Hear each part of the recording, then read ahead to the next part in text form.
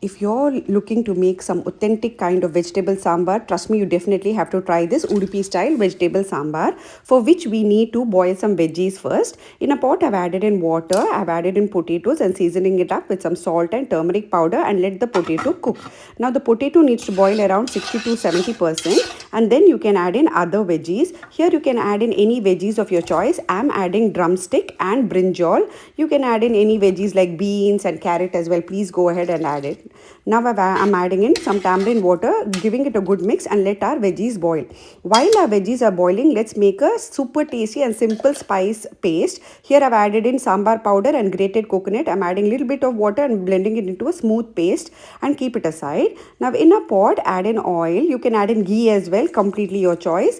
I'm adding in some mustard seeds. Next I'll be adding in some curry leaves. Then I'm adding in some hing, and then I'm adding in some boiled tur dal. I've just added tur dal and boiled it, and then I'm adding in some chopped tomatoes and give it a good mix and let it boil.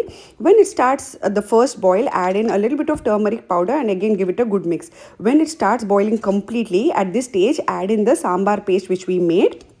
As I said, you can use any brand sambar powder as per your choice. Now our veggies are completely cooked. I've added it to this tur dal pot, and then just what you can do is don't add too much of water, because there is coconut here, there's dal, so due to which the thickness will come later. So just check for the consistency however you want, and then you can add in water. I'm adding a little bit of water because later once it starts boiling, it will start thickening. So give it a good mix.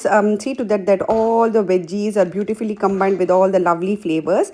Next I'll be adding a little bit of jaggery because this gives a beautiful flavor to our sambar.